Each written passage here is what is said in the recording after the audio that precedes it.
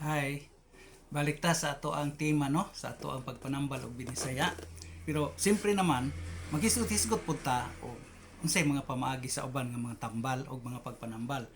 Kay unahon ako og ari mo sa kuha ang atong pagpanambal ato lang uban mga pagampo, salig pagtuo, unya ang atong mga pagampo atong gipangaliyas Ginoo, ato po nang buhaton. Dili pud mahimo nga di nato na siya ubanan og mga buhat. So ato nang buhaton karon og ari pud ta sa mga modernong pamaagis pagpanambal nakabantay man gyud siguro mo karong panahon na no ubay-ubay gyud kayo karong panahon na unya natin nabantayan karon nga kalagmitan bisag naapay mga palisiya sa gobyerno nga kanang mga mananambal modernong pamaagi karon scientific nga pamaagi doon na may balaod ana nga nag-ingon nga basta na ay muduol nga magpatambal di una na siya kinahanglan nga pangayuan og down payment, pangayuan og advance payment, di ba? Pero sultian ta karon, wa man matuman. Di na matuman. Oy, pero matingala ka ngano man di man nalagok dos gobyerno no nga wa man sila katuman sa ilang giingon nga panaaran nila nga basta mananambal mo magmanambal kay nga na siyentipikong pamaagi kutob sa mo ana diha atong dawaton. Pero daghan natong madunggan karon nga susluoy gyud. Kay pangayuan man siya down payment sa iyang pagpatambal. Sa ato pa dili ang objektibo karon sa atong pamaagi sa pagpanambal dili ta naga focus gayud nga mutambal kundi ang atong focus nga makakwarta gyud ta una daan di gani daghan gani karon nga og ato kas sa ospital ato kas mga dagkong tambalanan di makakagawas og di mura man gani kag illegal detention didto i-detain man ka kay wa makakabayad nya wa makay capacity wa may mo garantor nimo pangitaan pa nimo garantor so dako na kay kasikwahi ano kay kaniadto ang mga tambalan no una na siya kung naay magpatambal nila kana tambalan gud kanang bisag karon gud na pareha namo gud nga hugupan mi usahay sa mga tao magpatambal no amo man na daang tambalan amo man dayong hiluton amo man dayong ampuan amo man dayong haplasan nga di may magunahon na nga down sa dire ana wala man unya kalagmitan karon sa mga bag-o down payment yung ka di ka pwede unya ni apag yun gawas nga mag down payment unya ato ikumpara sa katong way down payment nga uban lang kas pagampo muluhod lang ka mudagkot lang kag kandila diha labi ng mga katoliko nga pamaagis pagpanambal sama namo padagkoton na nako kandila ampuon nako paludhon nako moro na requirements nga dili kayo bugat kaysa ikumpara nato nga papirmahon nimo promissory note padawnon daan nya interbyuhon kag nabakay capacity to pay lahi no pero niya unsa pa gyud ang dakong kalainan mga igsuon ko sa atong modernong mga tambalan karon daghan na kaayo ang muraba og musaybit bitaw murag mangayog balato murag mangayo og bahin sa usa ka pasyente sa usa ka klinik kay ila man na daang gisabot nga i-recommend na ditong ako ang laboratory ha doc o sa diha direktor ikuandaan akong laboratory membro ta ka tanan nimo pasyente una nimo tagaag tambal una nimo paimnog tambal ato unang susihon unsa nang iyang sakit unsang kagawa unsang virusa ug unsang bakteryaha ang ditakboy ana kay na ako'y laboratory dito. Pero nagyapon sila sinabutan. Sige lang dok, kay bahinan ka nako. Di ba? Nga na mga kasunduan. Di ba? Karon, pag abot anak dito, nasakito na kayo, kinahanglan na yung tambalan, di anang kuan ba?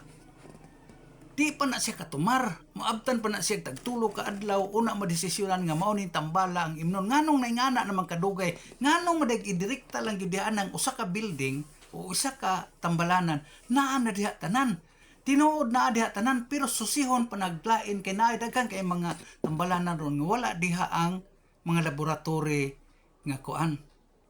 nga mo check up sa dugo palibangon pa ka paihion pa ka unya di ka kahion di pa ka kalibangon palibangon na ka kay tan-awon sa unsang kagawa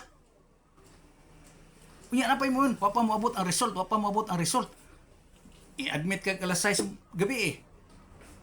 niabot na lang alas 6 sa buntag wa pa gyud kay natumar gipalibang ka gipaihi ka gikuhaan kag dugo ana Nga naman,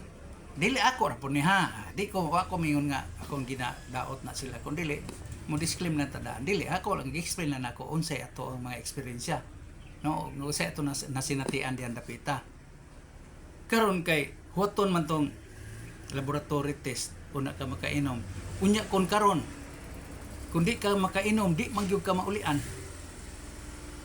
Mo na ang uban mulala, kung ang uban mamatay na lang, di pa kainom og tambal. Pero espesyalista nga tambalan na iyang giduol. So mo ni ka makaigsunan nako, dinhi ang realidad karon og ato yung isipon.